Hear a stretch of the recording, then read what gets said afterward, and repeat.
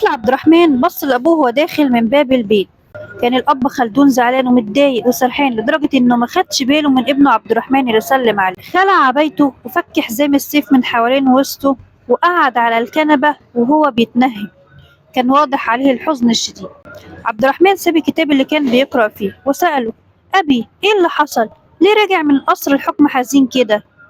خلدون بص لابنه ومسح بإيده على شعره بحنان وقال له: أنا عندي مشكلة كبيرة يا ابني.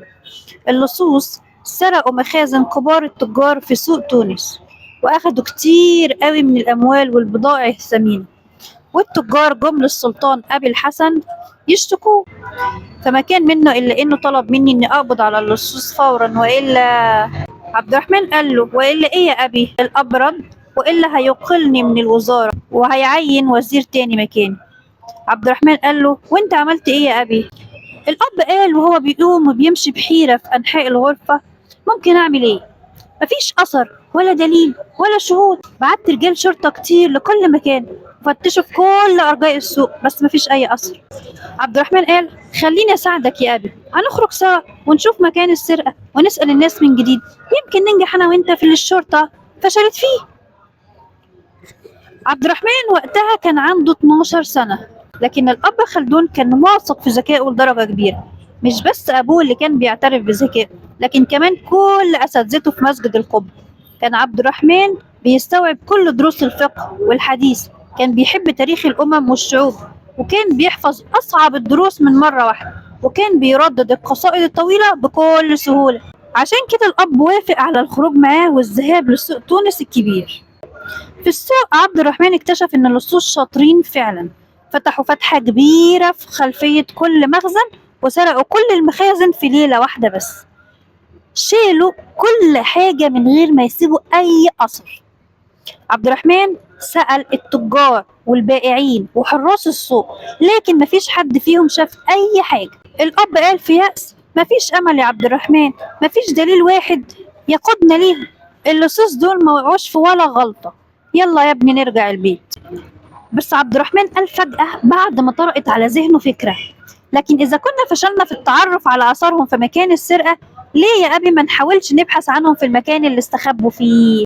الأب قال: هنبحث عنهم فين في مدينة كبيرة زي تونس؟ عبد الرحمن فكر شوية وقال بحماس: تعالى يا أبي نروح الأحياء الموجودة في أطراف المدينة اللي بيتجمع فيها الغرباء والمسافرين، لازم يكونوا مستخبيين في مكان هناك في الأحياء دي.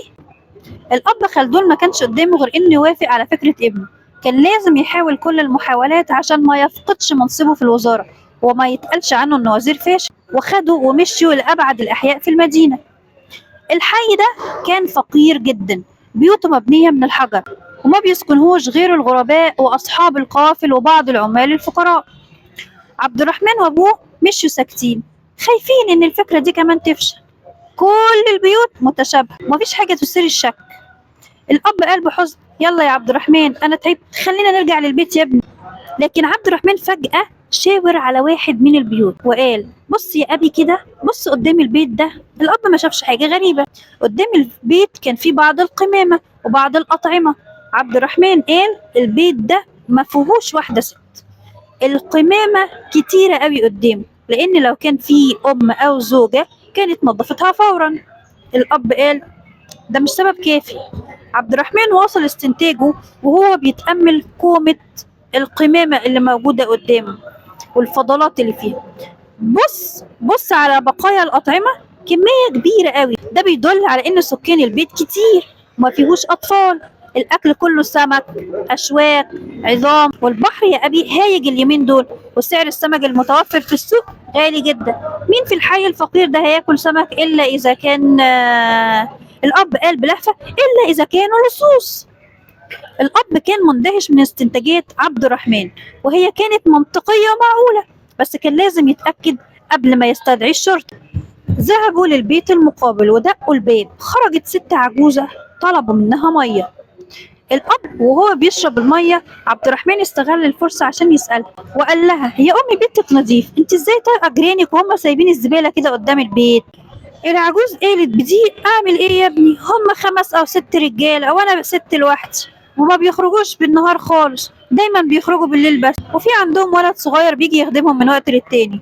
حاولت مرة أكلمهم وأنبههم لكن طنشوني وما ردوش عليا. الأب شكر السيدة العجوز وأخذ عبد الرحمن ومشوا، وبسرعة توجهوا فورا للشرطة وبلغوهم بالمكان. وما عدتش ساعة وكانت قوات الشرطة بتحيط بالمكان وبتقتحم البيت المشبوه، وقبضوا على الرجالة الستة اللي كانوا نايمين، ولقوا الأموال والبضايع اللي سرقوه. اللصوص اتاخدوا لمجلس السلطان أبي الحسن، اللي بص لخلدون بدهشة وقال له: ما توقعتش تقبض على اللصوص بالسرعة دي. خلدون حط ايده على كتف عبد الرحمن وقال: ده ابني عبد الرحمن يا مولاي، الفضل كله يرجع لذكائه. السلطان بص لعبد الرحمن بإعجاب وقال له: تعالى يا عبد الرحمن، تعالى، بكرة لما تكبر هتكون وزير بارع زي باباك. وفعلا اتحقق كلام السلطان، وأصبح عبد الرحمن بن خلدون وزير لأكتر من ملك في تونس والمغرب والأندلس، وكمان كان قاضي القضاة في مصر. استخدم ذكائه وعلمه في إقرار العدل ومعرفة الحق من الباطل.